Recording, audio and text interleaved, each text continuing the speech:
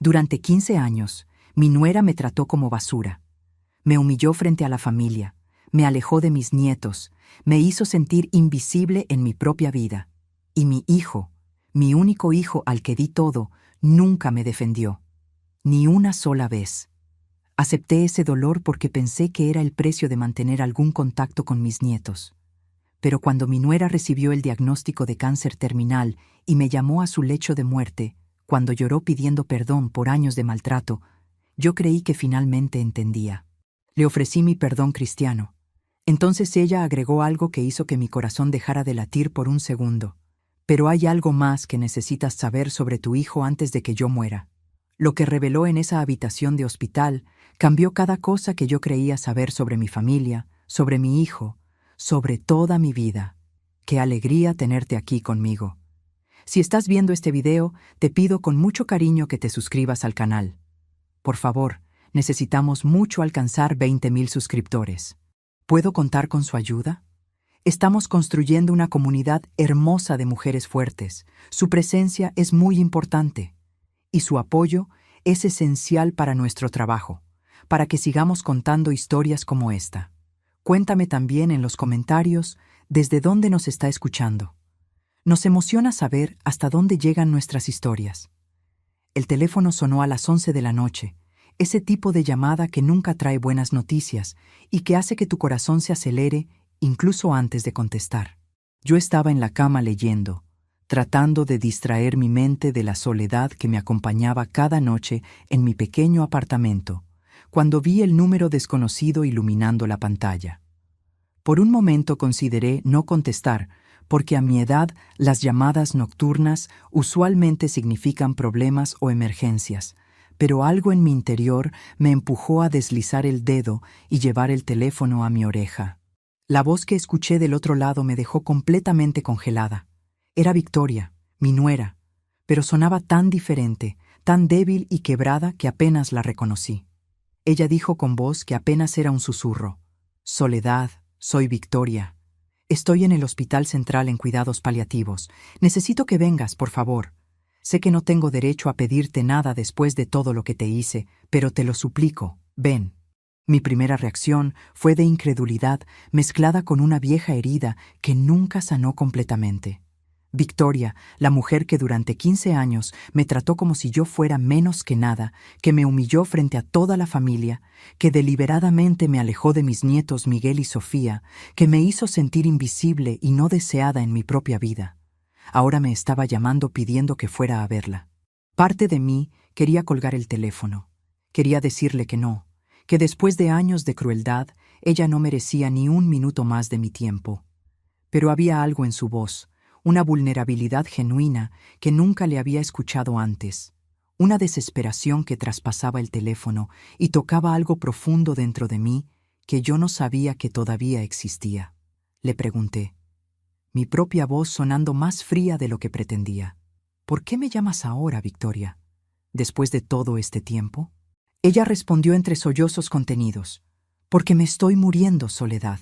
Cáncer en etapa 4, me quedan semanas, tal vez un par de meses si tengo suerte. Y necesito hablar contigo antes de irme. Necesito decirte cosas que deberías saber, cosas que he guardado durante demasiado tiempo». Colgué el teléfono con manos temblorosas, mi mente girando con preguntas y emociones contradictorias. Durante 15 largos años yo había soportado el maltrato de Victoria. Había aceptado ser tratada como una extraña molesta en la vida de mi propio hijo. Había tragado humillación tras humillación porque pensé que era el precio que debía pagar para mantener aunque fuera un contacto mínimo con mis nietos. Y ahora, en su lecho de muerte, ella me llamaba. ¿Para qué? ¿Para limpiar su conciencia antes de morir? ¿Para sentirse mejor consigo misma sabiendo que pidió perdón? La parte racional de mi cerebro me decía que me quedara en casa, que no le diera esa satisfacción, que protegiera mi corazón ya demasiado herido de más dolor. Pero había otra parte de mí, la parte que durante 70 años había sido educada en valores cristianos de perdón y compasión, que me decía que debía ir, que una mujer moribunda merece ser escuchada sin importar lo que haya hecho en vida. Me vestí despacio, mi cuerpo de 70 años protestando por el movimiento repentino después de estar acostada. Llamé a un taxi, porque nunca aprendí a manejar, y mi hijo ciertamente no estaba disponible para llevarme a ningún lado hace años. El viaje al hospital se sintió interminable, aunque probablemente solo tomó 20 minutos. Miraba por la ventana del taxi, viendo las calles nocturnas de la ciudad pasar, las luces de los edificios y los autos, la vida continuando normalmente para todos, excepto para mí en este momento. Llegué al Hospital Central, un edificio grande e impersonal que olía a desinfectante y enfermedad, y pregunté en recepción por Victoria Méndez. La recepcionista me dio el número de habitación con una mirada de compasión profesional que me hizo sentir incómoda, y tomé el elevador hasta el 5º piso donde estaban los cuidados paliativos. El pasillo era silencioso, excepto por el zumbido ocasional de máquinas médicas y los pasos suaves de enfermeras haciendo sus rondas nocturnas. Encontré la habitación 312. La puerta estaba entreabierta, y cuando empujé para entrar, lo que vi me quitó el aliento. Victoria estaba en la cama de hospital, tan demacrada y diferente de la mujer que conocí que si no hubiera sabido que era ella, no la habría reconocido. Siempre fue una mujer vanidosa, orgullosa de su apariencia, de su cabello largo y brillante, de su figura esbelta, mantenida con dietas estrictas y horas en el gimnasio. Pero la mujer en esa cama era una sombra de quien fue, increíblemente delgada, su piel pálida y casi transparente, su cabello ahora ralo y sin vida, sus ojos hundidos pero aún alertas cuando me vieron entrar. Cuando nuestras miradas se encontraron, Victoria comenzó a llorar, lágrimas silenciosas que corrían por sus mejillas hundidas, y extendió una mano temblorosa hacia mí en un gesto de súplica.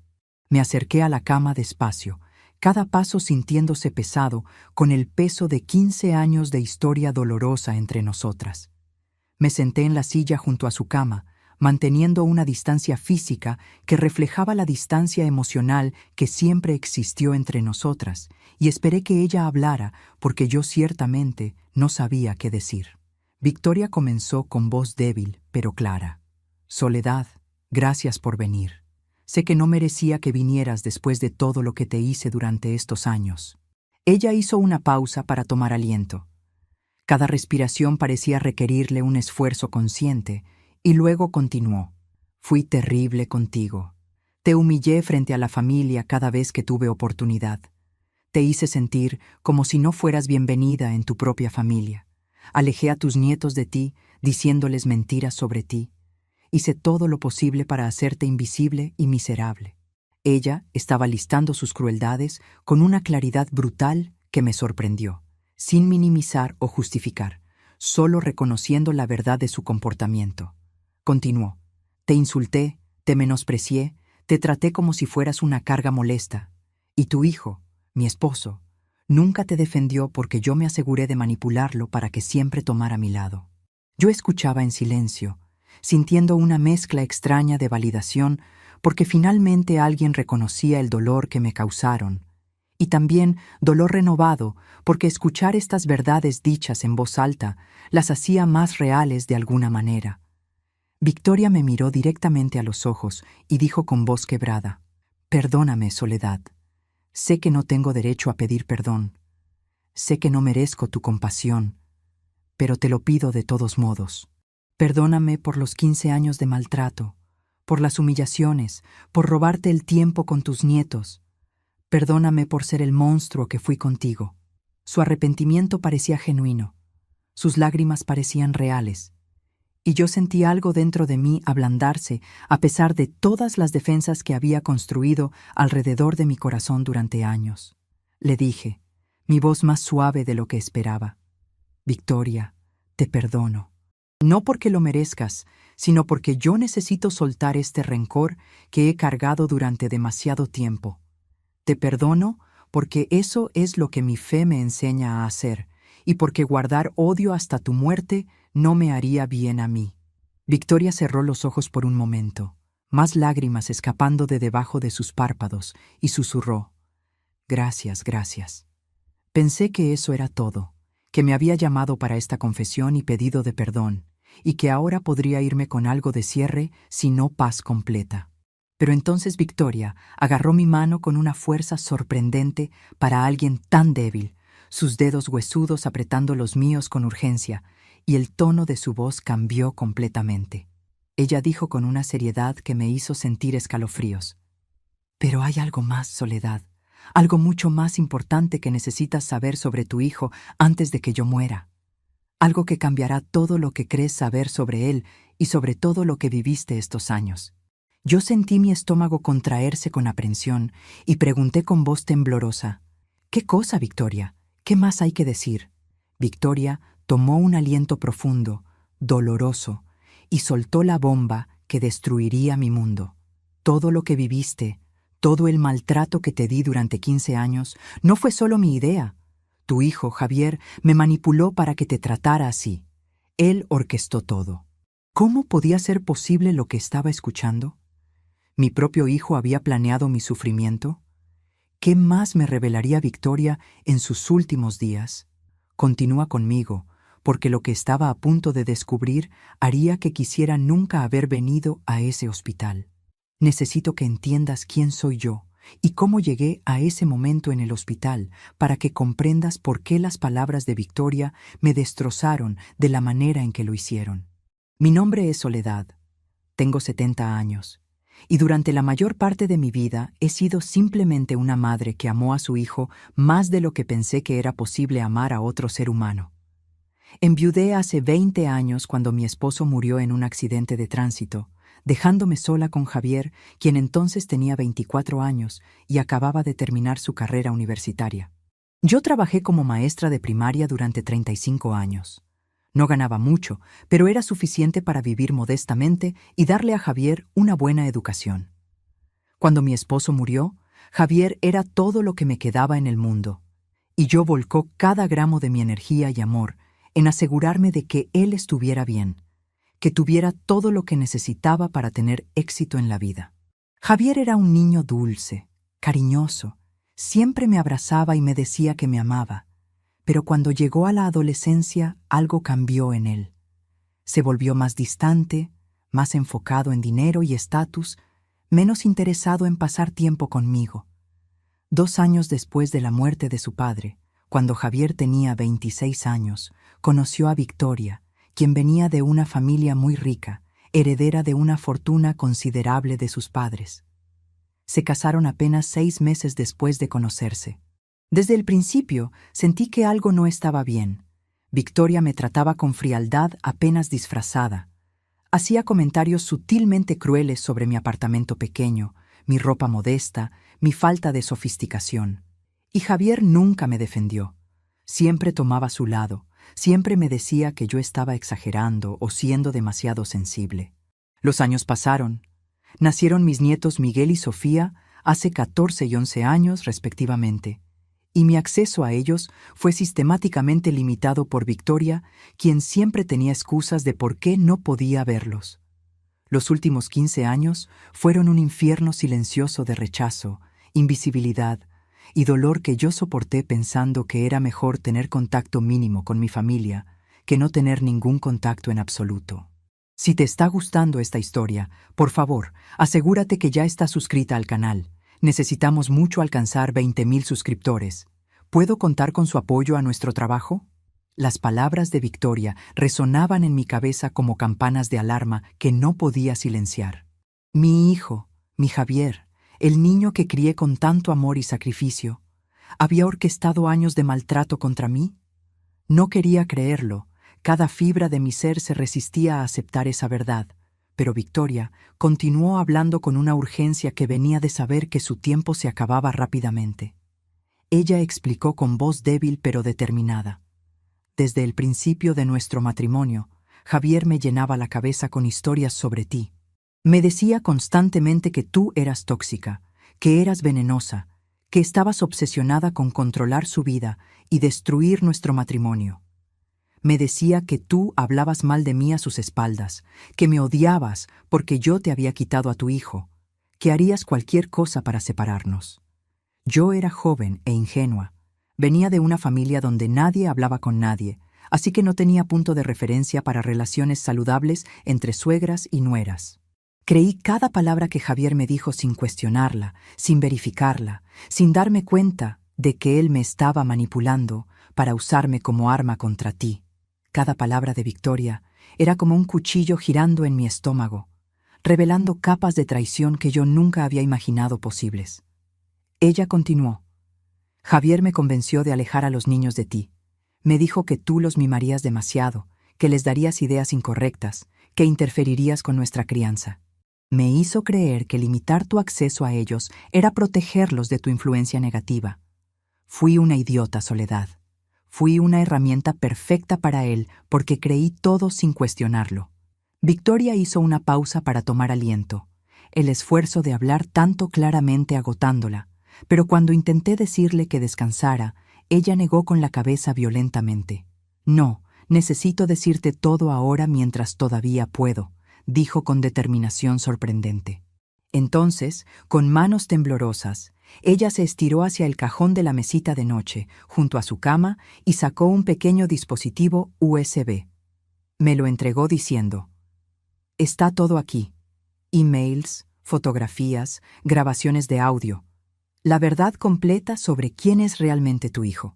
Yo tomé el USB con manos que temblaban tanto como las de ella, mirándolo como si fuera una bomba que podría explotar en cualquier momento.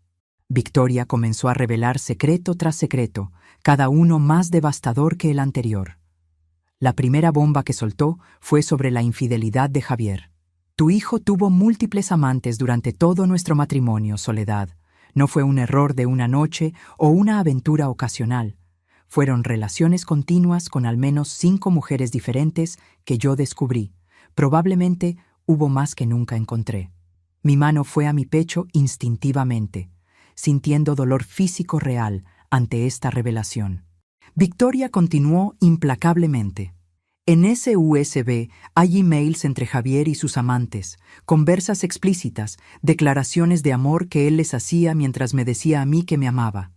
En esos emails, él les decía que su esposa era rica y que solo aguantaba el matrimonio por el dinero, que yo era una tonta útil que le proporcionaba el estilo de vida que quería. Las lágrimas comenzaron a correr por mis mejillas mientras procesaba esto, imaginando a mi hijo diciendo estas cosas horribles sobre la mujer con quien se casó, la madre de sus hijos. Pero Victoria no había terminado. Había más, mucho más. Ella reveló la segunda bomba. Javier desviaba dinero sistemáticamente de nuestras cuentas conjuntas, Soledad. Dinero que yo heredé de mis padres, dinero que debería haber sido para nuestro futuro y para la educación de nuestros hijos. Él creó cuentas secretas que yo no sabía que existían, rentó un apartamento pequeño para sus encuentros con amantes, les compraba regalos caros, viajes, todo con mi dinero mientras me decía que debíamos ser cuidadosos con nuestros gastos. Su voz se llenó de amargura al decir esto, y yo entendí que Victoria también había sido víctima de Javier, que ambas habíamos sido manipuladas por el mismo hombre por razones diferentes. Ella continuó. Yo fui una tonta, Soledad. Pensé que él me amaba. Pero ahora veo que solo me amaba por lo que yo podía darle. Dinero, estatus, una familia respetable que ocultaba quién realmente era. La tercera revelación fue aún más devastadora si eso era posible. Victoria explicó. Javier me manipulaba a mí mientras también te manipulaba a ti, Soledad. En ese USB hay grabaciones de audio que hice secretamente. En esas grabaciones puedes escucharlo hablar conmigo después de las cenas familiares, manipulándome sistemáticamente. Él decía cosas como: «Victoria, ¿viste cómo mi madre te miró hoy? Te está juzgando. Piensa que no eres suficientemente buena para mí». Yo revisaba las grabaciones y me daba cuenta de que tu mirada fue completamente neutral, que él estaba inventando o exagerando para crear conflicto. Hay otras grabaciones donde él me dice: «No invites a mi madre al cumpleaños de los niños, ella va a arruinar todo, siempre lo hace». Y yo, creyendo sus mentiras, te excluía. Hay docenas de estas grabaciones, Soledad, donde puedes escucharlo específicamente instruyéndome sobre cómo tratarte, qué decirte, cómo alejarte de los niños. Escuchar esto me hizo sentir náuseas reales. Tuve que respirar profundamente varias veces para no vomitar ahí mismo en la habitación del hospital. Pero Victoria tenía una revelación más, una que me hizo entender exactamente por qué me había llamado con tanta urgencia. Ella dijo con voz que temblaba de furia contenida: «Soledad, yo voy a morir muy pronto. Cuando muera, tengo una herencia de 5 millones de pesos, 2,5 millones para cada niño, que legalmente va para Miguel y Sofía. Mis hijos recibirán ese dinero cuando cumplan 18 años. Pero hasta entonces, Javier será su tutor legal y controlará completamente esa herencia». Ella hizo una pausa para dejar que yo procesara esto, y luego continuó: «Tu hijo está esperando que yo muera, Soledad. Está contando los días. Y una vez que yo me vaya, él tendrá control total sobre 5 millones de pesos que supuestamente son para sus hijos, pero que sé con certeza que él robará. Como tutor, él puede invertir ese dinero como vea conveniente. Y si algo de ese dinero desaparece en el camino, ¿quién va a probarlo? Los niños son muy jóvenes, no entienden nada de finanzas, y cuando cumplan 18 años y descubran que su herencia ha desaparecido, será demasiado tarde para recuperarla». Victoria me agarró la mano de nuevo con fuerza desesperada y dijo con voz que era casi un ruego: «Por eso te llamé, Soledad. No solo para limpiar mi conciencia antes de morir, aunque eso también es importante para mí. Te llamé porque necesito que alguien proteja a mis hijos de su propio padre. Necesito que uses estas pruebas, que expongas a Javier por quien realmente es, que no dejes que robe el futuro de Miguel y Sofía. Ellos son inocentes en todo esto, no merecen ser víctimas de la codicia de su padre». Yo miré el USB en mi mano, sintiendo su peso tanto físico como emocional, y pregunté con voz quebrada: «¿Por qué yo, Victoria? ¿Por qué no tu familia, o un abogado, o alguien más?» Ella respondió con tristeza profunda: «Porque mi familia nunca me creyó cuando traté de hablarles sobre Javier. Piensan que estoy delirando por los medicamentos. Y porque tú eres la única persona que tiene razones para querer detenerlo, la única que ha sufrido lo suficiente por sus manos para entender de qué es capaz. Por favor, Soledad, por favor, protege a mis hijos incluso si no puedes perdonar lo que te hice». ¿Cómo podía procesar todo esto?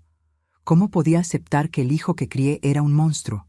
¿Y qué iba a hacer con esta información devastadora? «No te vayas porque lo que decidí hacer cambió todo».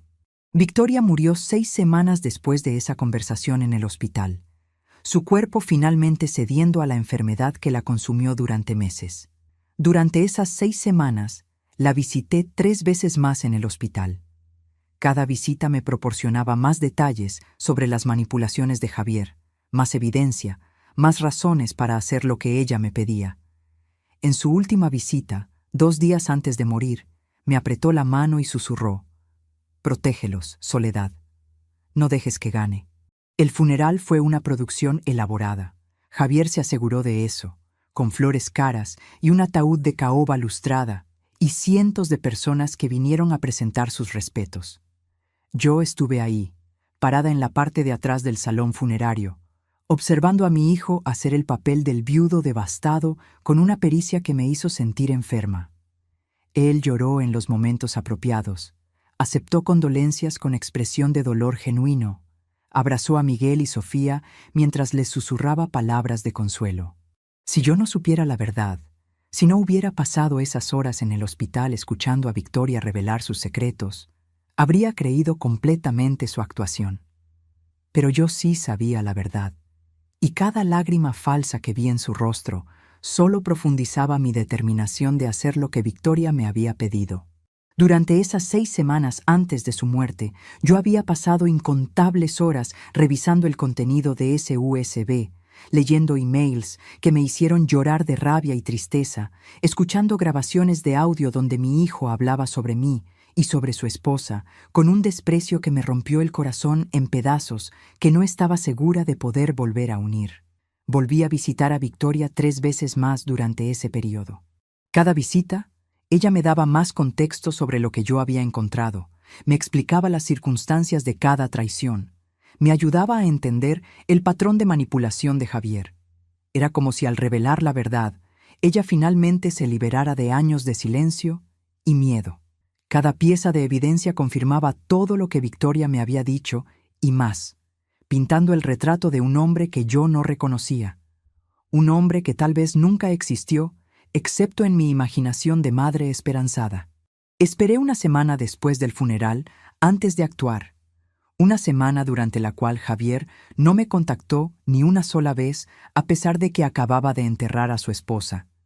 Y uno pensaría que querría el apoyo de su madre, pero eso habría requerido que él me viera como algo más que una molestia, algo más que la vieja tonta que había usado y manipulado durante años.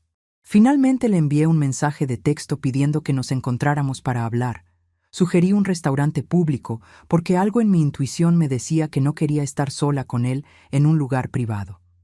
Javier aceptó con una respuesta breve, probablemente pensando que yo quería ofrecer condolencias tardías, o tal vez pedirle que me dejara ver más a los nietos, ahora que Victoria no estaba ahí para impedirlo.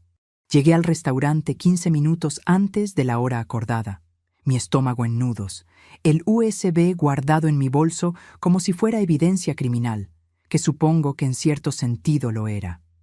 Cuando Javier llegó, lucía bien, demasiado bien para alguien que supuestamente acababa de perder a su esposa. Su traje era nuevo y caro, su cabello perfectamente peinado, su sonrisa educada pero fría cuando me saludó. Nos sentamos en una mesa en la esquina del restaurante. Ordenamos café que ninguno de los dos realmente quería, y luego hubo un silencio incómodo mientras él esperaba que yo hablara primero. Saqué el USB de mi bolso y lo coloqué en la mesa entre nosotros. Vi cómo sus ojos se enfocaban en él con algo que podría haber sido curiosidad, o tal vez reconocimiento. Le dije con voz que mantuve firme a pesar de que temblaba por dentro. Victoria me dio esto antes de morir. Me contó todo, Javier. Todo sobre las amantes, el dinero robado, las manipulaciones. Necesitamos hablar sobre esto. Vi cómo la expresión de Javier cambiaba mientras procesaba mis palabras. Vi el cálculo detrás de sus ojos mientras decidía cómo responder. Él tomó el USB, lo miró por un largo momento con expresión inescrutable y luego lo guardó en su bolsillo del saco. Dijo, «Necesito ir al baño», y se levantó. Yo sabía que realmente iba a llamar a alguien, probablemente a su abogado, para consultar cómo manejar esta situación. Cuando regresó 10 minutos después, su cara estaba pálida, pero su expresión era controlada, casi tranquila de una manera que me asustó. Había tomado una decisión sobre cómo responder, y por su lenguaje corporal, yo sabía que no sería con arrepentimiento. Yo esperaba negación, esperaba excusas, esperaba lágrimas falsas y súplicas de perdón. Pero lo que obtuve fue algo mucho peor. Javier se encogió de hombros, un gesto casual como si estuviéramos discutiendo el clima y no el colapso completo de su vida y su matrimonio. Él dijo con voz fría y distante, «¿Y qué, mamá? ¿Qué es lo que quieres que diga? ¿Que lo siento? ¿Que me arrepiento?» Me quedé sin palabras ante su falta total de remordimiento, y él continuó. Victoria fue útil mientras duró. Me dio acceso a dinero que nunca habría tenido de otra manera. Me dio 2 hijos que ahora me dan acceso a aún más dinero. Me proporcionó respetabilidad social. Ahora que se fue, tengo lo que necesito sin tener que fingir más que me importa. Sus palabras eran tan frías, tan desprovistas de cualquier emoción humana normal, que sentí escalofríos recorrer mi espalda. Le dije, mi voz elevándose a pesar de mis intentos de mantenerla baja. ¿Y los niños, Javier? ¿Vas a robar la herencia que su madre les dejó? ¿Vas a quitarles el futuro que Victoria trabajó para asegurarles? Javier sonrió, una sonrisa que no alcanzaba sus ojos, y respondió, «Soy su padre, soy su tutor legal. Yo decido qué es mejor para ellos. Si su herencia necesita ser invertida de ciertas maneras que resultan beneficiosas para mí también, bueno, esa es la prerrogativa de un tutor». Sentí rabia elevarse dentro de mí, una rabia que nunca había sentido antes en mis 70 años de vida. Le dije con voz temblorosa de emoción, «Voy a detener esto, Javier. Voy a exponer todo. Voy a mostrar estas pruebas a tu familia, a abogados, a quien sea necesario. No voy a dejar que destruyas a esos niños como nos destruiste a Victoria y a mí. Javier se inclinó hacia adelante, su expresión endureciéndose, y dijo con voz baja pero amenazante: ¿Tú crees que alguien va a creerte, mamá? Eres una vieja de 70 años que toda la familia sabe que ha estado resentida con Victoria durante años. Vas a parecer exactamente lo que eres, una suegra amargada tratando de destruir a su propio hijo por venganza. Nadie te va a creer.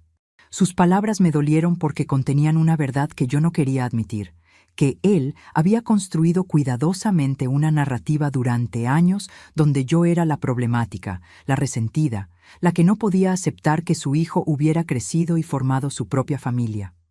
Le dije, sintiendo lágrimas de frustración en mis ojos. ¿Y los nietos? ¿Voy a contarles la verdad? ¿Voy a mostrarles quién eres realmente? Javier se puso de pie entonces, su altura física usada para intimidarme mientras se inclinaba sobre la mesa. Él dijo con voz helada: Si intentas acercarte a mis hijos, si intentas llenar sus cabezas con mentiras sobre mí, te voy a procesar por acoso y alienación parental.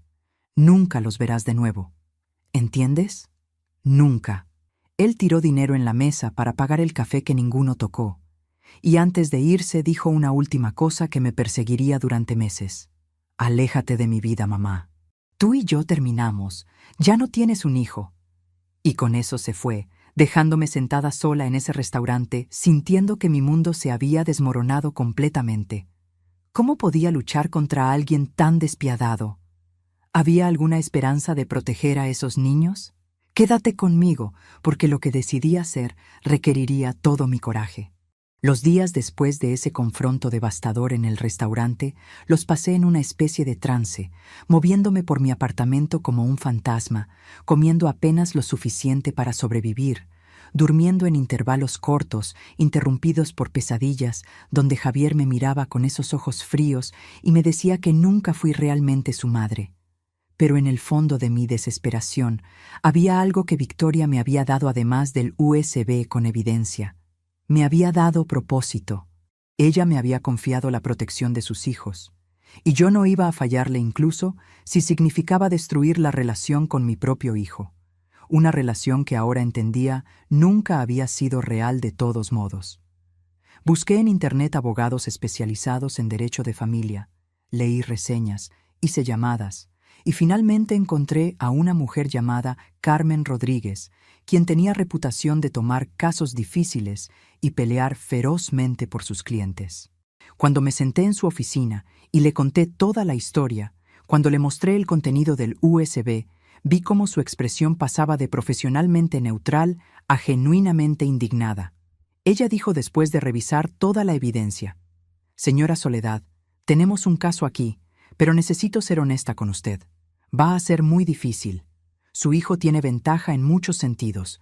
Es el padre legal, tiene recursos financieros, tiene el apoyo de la familia de Victoria, que no sabe nada de esto.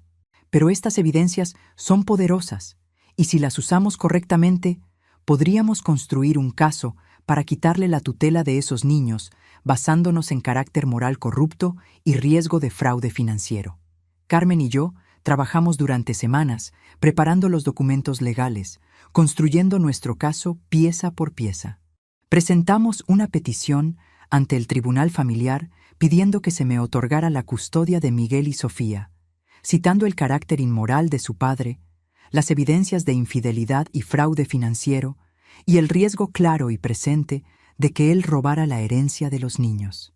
Cuando Javier recibió la notificación de la demanda, su respuesta fue rápida y brutal. Él contrató a un bufete de abogados caro, probablemente usando el dinero que ya estaba desviando de la herencia de Victoria, y comenzó una campaña sistemática para destruir mi credibilidad. Su estrategia era pintarme como una abuela senil, obsesiva, que no podía aceptar que su hijo había crecido y que ahora estaba tratando de robarle sus hijos por venganza.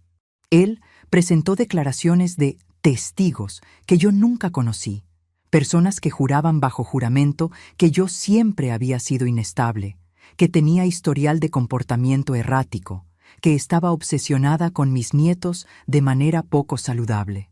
Carmen y yo sabíamos que estos testigos estaban mintiendo, probablemente pagados o manipulados por Javier, pero probar eso era otra cosa completamente diferente. Pero lo peor, lo que más me dolió de todo este proceso legal, fue ver cómo Javier manipulaba a Miguel y Sofía contra mí. Él les llenaba la cabeza con mentiras. Les decía que yo quería separarlos de él, que yo estaba diciendo cosas horribles sobre su padre, que no eran verdad, que yo era la mala en esta situación. Las pocas veces que los vi durante el proceso legal, ellos me miraban con confusión y miedo. Miguel especialmente parecía resentido conmigo, probablemente repitiendo las palabras exactas que Javier le había enseñado.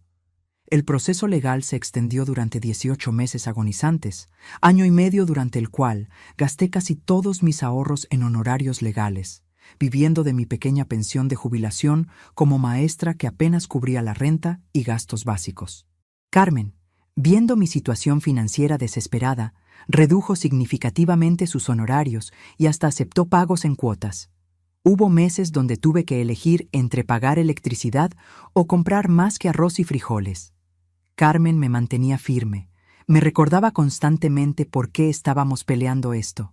No es por usted, Soledad, aunque merece justicia también. Es por esos niños que no tienen a nadie más que los defienda de su propio padre. Javier era brillante en la corte, debo admitirlo. Él lloraba en los momentos apropiados, hablaba sobre cuánto amaba a sus hijos, sobre cómo su madre siempre había sido celosa de su felicidad, sobre cómo Victoria le había advertido antes de morir que yo podría tratar de causar problemas. Era todo mentiras, cada palabra, pero él las vendía con una convicción que me hizo entender cómo había engañado a tantas personas durante tantos años. La jueza asignada a nuestro caso, una mujer de unos 50 años llamada Magistrada Torres, parecía escucharlo con simpatía, y yo podía ver en la manera en que ella me miraba que estaba inclinada a creer su versión de los eventos. Carmen trató de presentar toda nuestra evidencia, los emails mostrando infidelidad, los registros financieros mostrando desvíos de dinero, las grabaciones de audio donde Javier hablaba despectivamente sobre Victoria y sobre mí. Pero los abogados de Javier eran hábiles en desacreditar cada pieza, sugiriendo que los emails podrían ser falsos, que los registros financieros eran ambiguos, que las grabaciones de audio habían sido editadas o sacadas de contexto. Llegamos a un mes antes de que la jueza diera su sentencia final, y yo podía sentir que íbamos a perder. Podía ver en la expresión de Carmen que ella también lo sentía. Javier iba a ganar, iba a mantener la custodia de los niños, iba a robar su herencia, y no había nada que yo pudiera hacer para detenerlo. Me senté en mi apartamento esa noche, sintiendo una desesperación tan profunda que consideré simplemente rendirme completamente, dejar este caso, alejarme e intentar vivir lo que me quedaba de vida en algún tipo de paz, incluso si esa paz estaba construida sobre la culpa de haber fallado a Victoria y a esos niños. ¿Podría realmente perder después de pelear tan duro? ¿Había alguna esperanza de que la justicia prevaleciera? Espera, porque algo completamente inesperado estaba a punto de cambiar todo. Un mes antes de que la magistrada Torres diera su sentencia final, recibí una llamada de Carmen que cambió todo. Ella sonaba emocionada de una manera que no le había escuchado durante todo el proceso legal, y me dijo que necesitaba venir a su oficina inmediatamente, que había ocurrido algo importante. Llegué a su oficina encontrándola con Sofía, mi nieta de 11 años, sentada en una silla con una caja de cartón en su regazo y lágrimas en sus mejillas. Carmen me explicó que Sofía había llamado a su oficina desde el teléfono fijo de su casa mientras Javier estaba trabajando. La niña le había dicho que tenía algo muy importante que mostrarle, algo que su mamá había dejado. Carmen, reconociendo la urgencia en la voz de la niña y la importancia potencial de cualquier evidencia adicional, fue personalmente a la casa a recoger a Sofía con el pretexto de necesitar revisar algunos documentos. Javier no estaba en casa, tenía una reunión de negocios, y la empleada doméstica permitió que Sofía saliera con Carmen después de que la niña le explicó que era para un asunto legal sobre su mamá. Carmen me llamó inmediatamente y me pidió que viniera a su oficina, donde encontré a Sofía esperándome con una caja de cartón en su regazo. En esa caja de cartón había un diario, el diario personal de Victoria que ella había mantenido durante los últimos 5 años de su vida. Sofía me miró con ojos grandes y tristes y dijo: «Abuela, encontré esto escondido en el fondo del armario de mamá». Papá decidió finalmente remodelar el dormitorio principal, el cuarto que compartió con mamá, porque quiere convertirlo en oficina personal. Me ordenó que ayudara a empacar las últimas cosas de mamá que quedaban en el armario, cosas que nadie había tocado desde la muerte de mamá, porque eran demasiado dolorosas. Fue entonces, al mover cajas viejas del fondo del armario, que encontré el diario escondido detrás de otras cajas, envuelto en un suéter viejo. Al principio dudé en leerlo. Era privado, eran los pensamientos de mamá, pero algo me impulsó a abrirlo. Y cuando empecé a leer, cuando vi las fechas y los nombres y las descripciones de manipulaciones, supe inmediatamente que esto era lo que tú y Carmen necesitaban. Carmen ya había leído partes del diario y me mostró páginas que me hicieron llorar incluso antes de terminar de leerlas. Victoria había documentado todo, cada manipulación de Javier, cada mentira que él le dijo sobre mí, cada vez que ella comenzó a dudar de él, pero tenía demasiado miedo para confrontarlo. Había entradas que decían cosas como: «Javier me dijo hoy que Soledad habló mal de mí con sus amigas, pero cuando lo pienso, eso no tiene sentido, porque Soledad nunca fue cruel conmigo sin que yo fuera cruel primero. ¿Me estará mintiendo?». Había otras entradas más desgarradoras. Descubrí hoy que Javier tiene una amante. Encontré mensajes en su teléfono cuando se estaba bañando. Lloré sola en el baño durante 1 hora. Él ni siquiera notó que había estado llorando. Y había entradas recientes, de los últimos meses antes de su muerte. Sé que me estoy muriendo. Sé que Javier está esperando que muera para poder tomar el dinero de los niños. Necesito encontrar una manera de protegerlos, pero tengo tanto miedo de él. Carmen presentó el diario a la corte como nueva evidencia. Pidió que se reabriera el caso para consideración de esta documentación adicional. La magistrada Torres, después de leer el diario completo en privado, ordenó que se realizara una entrevista forense con Miguel y Sofía.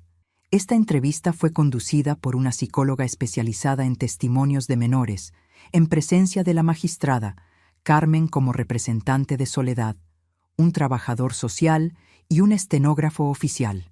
Javier y sus abogados podían observar desde otra sala a través de un espejo unidireccional, pero no podían interferir. Durante esa entrevista, la psicóloga les mostró a los niños partes relevantes del diario de su madre y les hizo preguntas cuidadosas sobre sus experiencias. No sé exactamente todo lo que se discutió en esa sesión de 3 horas, pero cuando los niños salieron, sus caras habían cambiado completamente. Miguel, quien había estado tan resentido conmigo durante meses, me miró con ojos llenos de lágrimas y dijo: «Abuela, lo siento. No sabía. Papá nos dijo que tú estabas mintiendo, pero mamá escribió la verdad en su diario. Papá nos mintió sobre todo». Sofía se lanzó a mis brazos llorando, aferrándose a mí como si temiera que pudiera desaparecer si me soltaba. La audiencia final fue dramática de una manera que nunca olvidaré. Miguel, con 14 años, pero pareciendo mucho mayor en ese momento, se paró frente a la jueza y testificó contra su padre. Él dijo con voz temblorosa pero firme: «Mi papá nos dijo que nuestra abuela era mala, que quería separarnos de él, que estaba mintiendo sobre cosas que él hizo. Pero el diario de mi mamá cuenta una historia diferente. Mi mamá escribió que papá la engañó, que él manipuló a todos, que él manipuló a la abuela también. Yo creo a mi mamá. Quiero vivir con mi abuela». Sofía confirmó todo lo que Miguel dijo. Agregó detalles sobre cómo Javier les había dicho específicamente qué decir si alguien les preguntaba sobre su abuela, cómo él les había amenazado sutilmente con quitarles cosas que amaban si no seguían sus instrucciones. Javier intentó interrumpir, intentó manipular la situación, incluso ahí en la corte, pero la magistrada Torres lo silenció con una mirada que habría congelado el sol. La sentencia de la magistrada Torres fue histórica, según Carmen, quien dijo que nunca había visto una decisión tan contundente en un caso de custodia.